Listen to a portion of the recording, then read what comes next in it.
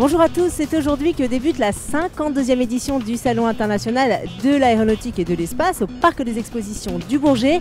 Et moi je vous donne rendez-vous toute la semaine ici au stand du ministère des Armées pour votre JT quotidien Direct Défense. Alors au menu bien sûr les derniers équipements du ministère mais aussi des témoignages inédits d'acteurs civils et militaires.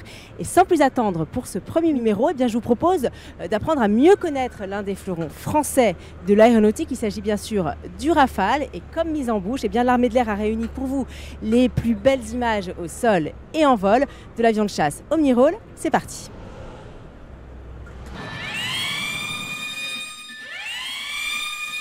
Vous allez effectuer une mesure active de sûreté aérienne sur un vol et relèvement 030 50 nautiques route sud-est.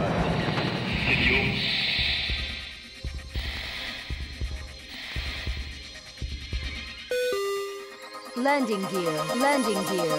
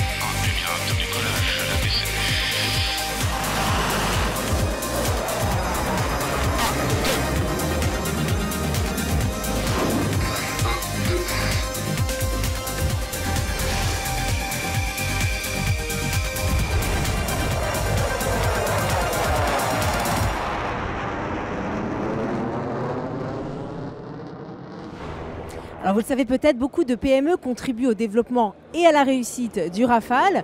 Parmi elles, il y a Mecadac. Alors Mecadac, c'est une entreprise landaise qui est spécialisée dans la fabrication de pièces mécaniques de précision pour l'aéronautique. Explication en images.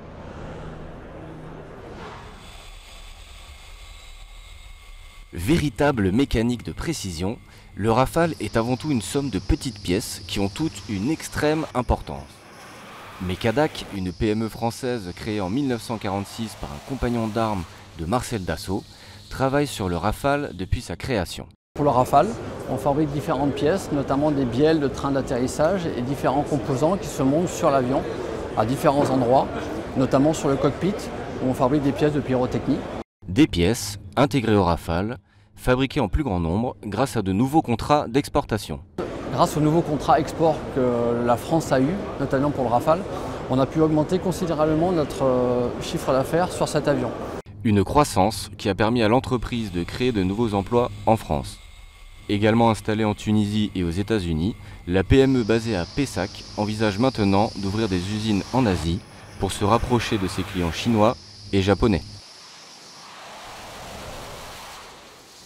Allez, on va maintenant vous faire rencontrer Benjamin. Benjamin, il est pilote au sein de la flottille 12F de l'Andivisio. Il nous présente tout de suite le Rafale Marine qui est exposé toute la semaine sur le stand du ministère. Regardez.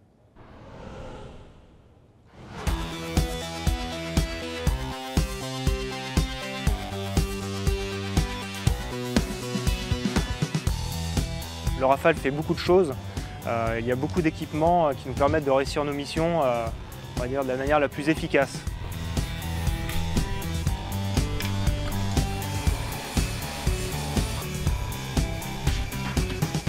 On doit se poser avec une incidence précise pour que nos roues et notre crosse touchent le pont en même temps.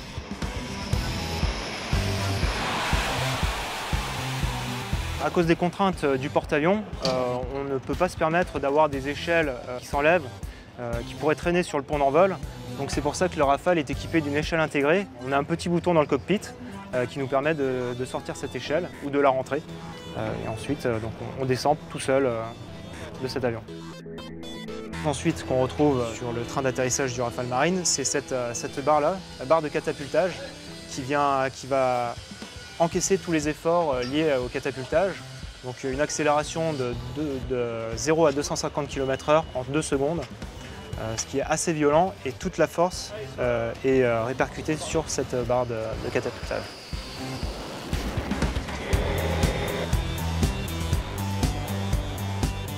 Ils installent le missile AM-39 Exocet, qui est un missile anti-surface. Donc c'est le missile qu'on utilise pour les missions air-mer. C'est une spécificité de la marine de faire ce genre de mission, et donc on le fait grâce à ce missile. Avant d'être dans l'armée, j'avais fait plusieurs salons du Bourget, et de venir ici poser l'avion, un Rafale Marine, et ensuite de pouvoir parler de cet avion-là, c'est quelque chose de très plaisant, effectivement. Alors aujourd'hui, l'efficacité du Rafale en opération extérieure est indéniable. D'ailleurs, ses performances font l'unanimité auprès des pilotes. Mais pour rester au meilleur niveau technologique et puis s'adapter à l'évolution des besoins opérationnels, il se modernise en permanence. Et la DGA prépare déjà le Rafale de demain. Regardez.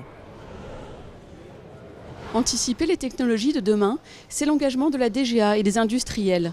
Tous travaillent sur le prochain standard F3R qui sera qualifié en 2018 et mis en service quelques mois plus tard. La nouvelle version du Rafale va le maintenir à un niveau optimal en termes de capacité militaire. C'est d'abord l'ajout et l'intégration d'un armement qu'on appelle le Météore, un missile RR de longue portée, et puis également l'intégration d'une nouvelle nacelle de désignation optique qu'on appelle le Talios.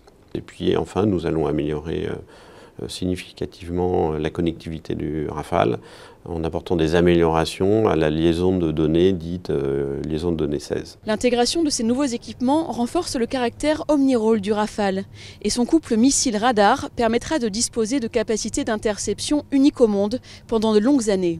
Concrètement, le Météore va permettre d'améliorer notre supériorité aérienne avec des interceptions à très longue distance couplées à un radar de nouvelle génération.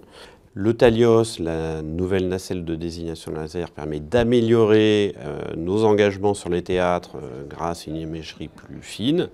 Et enfin, la liaison de données 16, ces améliorations vont nous permettre d'améliorer le dialogue entre le niveau de commandement et l'avion, et le tout dans un contexte d'interopérabilité. De plus en plus connecté, autonome, armé et disponible, un nouveau standard F4 est déjà en projet. La DGA débutera son développement fin 2018. Et voilà, c'est déjà la fin de Direct Défense. On se retrouve bien sûr demain pour un nouveau numéro. Et on se quitte sur ces images de l'inauguration du salon par Emmanuel Macron. À demain.